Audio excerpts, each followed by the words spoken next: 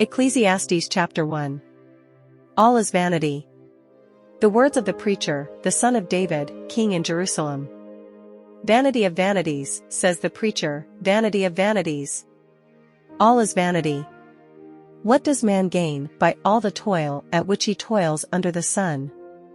A generation goes, and a generation comes, but the earth remains forever.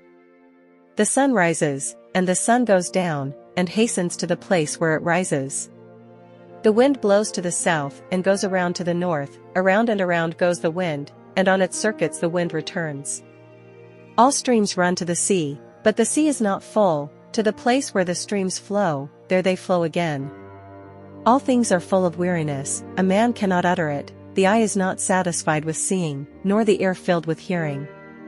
What has been is what will be, and what has been done is what will be done, and there is nothing new under the sun. Is there a thing of which it is said, see, this is new? It has been already in the ages before us.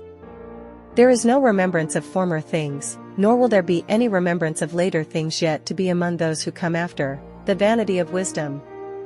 I the preacher have been king over Israel and Jerusalem. And I applied my heart to seek and to search out by wisdom all that is done under heaven. It is an unhappy business that God has given to the children of man to be busy with. I have seen everything that is done under the sun, and behold, all is vanity and a striving after wind. What is crooked cannot be made straight, and what is lacking cannot be counted. I said in my heart, I have acquired great wisdom, surpassing all who were over Jerusalem before me, and my heart has had great experience of wisdom and knowledge. And I applied my heart to know wisdom and to know madness and folly. I perceived that this also is but a striving after wind. For in much wisdom is much vexation, and he who increases knowledge increases sorrow. Ecclesiastes chapter 2. The vanity of self-indulgence. I said in my heart, come now, I will test you with pleasure, enjoy yourself. But behold, this also was vanity.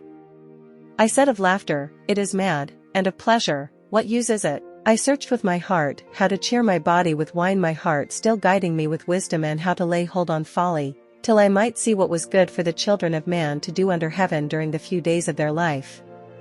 I made great works.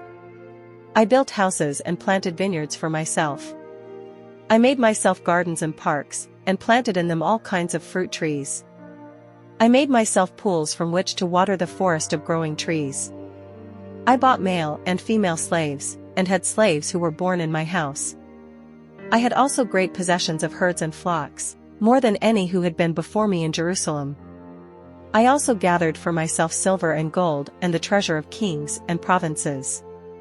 I got singers, both men and women, and many concubines, the delight of the children of man. So I became great and surpassed all who were before me in Jerusalem.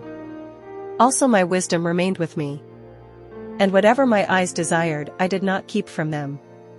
I kept my heart from no pleasure, for my heart found pleasure in all my toil, and this was my reward for all my toil. Then I considered all that my hands had done and the toil I had expended in doing it, and behold, all was vanity and a striving after wind, and there was nothing to be gained under the sun. The vanity of living wisely. So I turned to consider wisdom and madness and folly. For what can the man do who comes after the king? Only what has already been done. Then I saw that there is more gain in wisdom than in folly, as there is more gain in light than in darkness. The wise person has his eyes in his head, but the fool walks in darkness, and yet I perceived that the same event happens to all of them. Then I said in my heart, what happens to the fool will happen to me also. Why then have I been so very wise? And I said in my heart that this also is vanity. For of the wise as of the fool there is no enduring remembrance, seeing that in the days to come all will have been long forgotten. How the wise dies, just like the fool. So I hated life, because what is done under the sun was grievous to me, for all is vanity and a striving after wind. The vanity of toil. I hated all my toil in which I toil under the sun, seeing that I must leave it to the man who will come after me, and who knows whether he will be wise or a fool. Yet he will be master of all for which I toiled and used my wisdom under the sun. This also is vanity. So I turned about and gave my heart up to despair over all the toil of my labors under the sun, Because sometimes a person who has toiled with wisdom and knowledge and skill must leave everything to be enjoyed by someone who did not toil for it. This also is vanity, and a great evil. What has a man from all the toil and striving of heart with which he toils beneath the sun? For all his days are full of sorrow, and his work is a vexation. Even in the night his heart does not rest. This also is vanity. There is nothing better for a person than that he should eat and drink and find enjoyment in his toil. This also, I saw, is from the hand of God, for apart from him who can eat or who can have enjoyment? For to the one who pleases him God has given wisdom and knowledge and joy, but to the sinner he has given the business of gathering and collecting, only to give to one who pleases God. This also is vanity, and a striving after wind. Ecclesiastes chapter 3. A time for everything. For everything there is a season, and a time for every matter under heaven.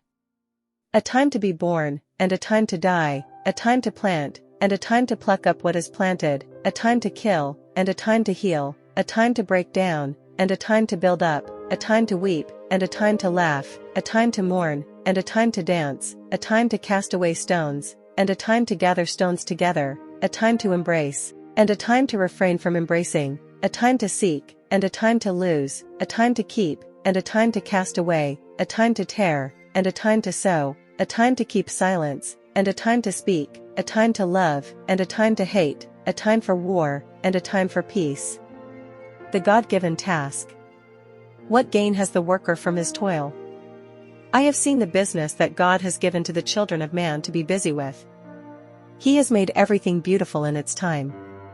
Also, he has put eternity into man's heart, yet so that he cannot find out what God has done from the beginning to the end. I perceived that there is nothing better for them than to be joyful and to do good as long as they live, also that everyone should eat and drink and take pleasure in all his toil. This is God's gift to man. I perceived that whatever God does endures forever, nothing can be added to it, nor anything taken from it. God has done it, so that people fear before him. That which is, already has been, that which is to be, already has been, and God seeks what has been driven away. From dust to dust. Moreover, I saw under the sun that in the place of justice, even there was wickedness, and in the place of righteousness, even there was wickedness. I said in my heart, God will judge the righteous and the wicked, for there is a time for every matter and for every work. I said in my heart with regard to the children of man that God is testing them, that they may see that they themselves are but beasts. For what happens to the children of man and what happens to the beasts is the same, as one dies, so dies the other. They all have the same breath, and man has no advantage over the beasts, for all is vanity. All go to one place. All are from the dust, and to dust all return. Who knows whether the spirit of man goes upward and the spirit of the beast goes down into the earth? So I saw that there is nothing better than that a man should rejoice in his work, for that is his lot. Who can bring him to see what will be after him? Ecclesiastes chapter 4. Evil under the sun. Again I saw all the oppressions that are done under the sun. And behold, the tears of the oppressed, and they had no one to comfort them. On the side of their oppressors there was power, and there was no one to comfort them. And I thought the dead who are already dead more fortunate than the living who are still alive. But better than both is he who has not yet been and has not seen the evil deeds that are done under the sun. Then I saw that all toil and all skill and work come from a man's envy of his neighbor. This also is vanity and a striving after wind. The fool folds his hands and eats his own flesh. Better is a handful of quietness than 2 hands full of toil and a striving after wind. Again, I saw vanity under the sun. One person who has no other, either son or brother, yet there is no end to all his toil, and his eyes are never satisfied with riches, so that he never asks, for whom am I toiling and depriving myself of pleasure? This also is vanity, and an unhappy business. 2 are better than 1, because they have a good reward for their toil. For if they fall, one will lift up his fellow. But woe to him who is alone when he falls, and has not another to lift him up. Again, if 2 lie together, they keep warm, but how can one keep warm alone? And though a man might prevail against one who is alone, 2 will withstand him. A threefold cord is not quickly broken. Better was a poor and wise youth than an old and foolish king who no longer knew how to take advice. For he went from prison to the throne, though in his own kingdom he had been born poor. I saw all the living who move about under the sun, along with that youth who was to stand in the king's place. There was no end of all the people, all of whom he led. Yet those who come later will not rejoice in him. Surely this also is vanity, and a striving after wind. Ecclesiastes chapter 5. Fear God. Guard your steps when you go to the house of God. To draw near to listen is better than to offer the sacrifice of fools, for they do not know that they are doing evil. Be not rash with your mouth, nor let your heart be hasty to utter a word before God, for God is in heaven and you are on earth. Therefore, let your words be few. For a dream comes with much business, and a fool's voice with many words. When you vow a vow to God, do not delay paying it, for he has no pleasure in fools. Pay what you vow. It is better that you should not vow than that you should vow and not pay. Let not your mouth lead you into sin, and do not say before the messenger that it was a mistake. Why should God be angry at your voice and destroy the work of your hands? For when dreams increase and words grow many, there is vanity, but God is the one you must fear, the vanity of wealth and honor. If you see in a province the oppression of the poor and the violation of justice and righteousness, do not be amazed at the matter, for the high official is watched by a higher, and there are yet higher ones over them. But this is gain for a land in every way, a king committed to cultivated fields. He who loves money will not be satisfied with money, nor he who loves wealth with his income. This also is vanity. When goods increase, they increase who eat them, and what advantage has their owner but to see them with his eyes? Sweet is the sleep of a laborer, whether he eats little or much, but the full stomach of the rich will not let him sleep. 1. There is a grievous evil that I have seen under the sun. Riches were kept by their owner to his hurt, and those riches were lost in a bad venture. And he is father of a son, but he has nothing in his hand. As he came from his mother's womb he shall go again, naked as he came, and shall take nothing for his toil that he may carry away in his hand. This also is a grievous evil, just as he came, so shall he go, and what gain is there to him who toils for the wind? Moreover, all his days he eats in darkness, in much vexation and sickness and anger. Behold, what I have seen to be good and fitting is to eat and drink and find enjoyment in all the toil with which one toils under the sun the few days of his life that God has given him, for this is his lot. Everyone also to whom God has given wealth and possessions and power to enjoy them, and to accept his lot and rejoice in his toil, this is the gift of God. For he will not much remember the days of his life, because God keeps him occupied with joy in his heart. Ecclesiastes chapter 6. There is an evil that I have seen under the sun, and it lies heavy on mankind. A man to whom God gives wealth, possessions, and honor, so that he lacks nothing of all that he desires, yet God does not give him power to enjoy them, but a stranger enjoys them. This is vanity, it is a grievous evil. If a man fathers 100 children and lives many years, so that the days of his years are many, but his soul is not satisfied with life's good things, and he also has no burial, I say that a stillborn child is better off than he. For it comes in vanity, and goes in darkness, and in darkness its name is covered. Moreover, it has not seen the sun or known anything, yet it finds rest rather than he. Even though he should live 1,000 years twice over, yet enjoy no good, do not all go to the one place? All the toil of man is for his mouth, yet his appetite is not satisfied. For what advantage has the wise man over the fool? And what does the poor man have who knows how to conduct himself before the living? Better is the sight of the eyes than the wandering of the appetite. This also is vanity, and a striving after wind. Whatever has come to be has already been named, and it is known what man is, and that he is not able to dispute with one stronger than he. The more words, the more vanity, and what is the advantage to man? For who knows what is good for man while he lives the few days of his vain life, which he passes like a shadow? For who can tell man what will be after him under the sun? Ecclesiastes chapter 7. The contrast of wisdom and folly.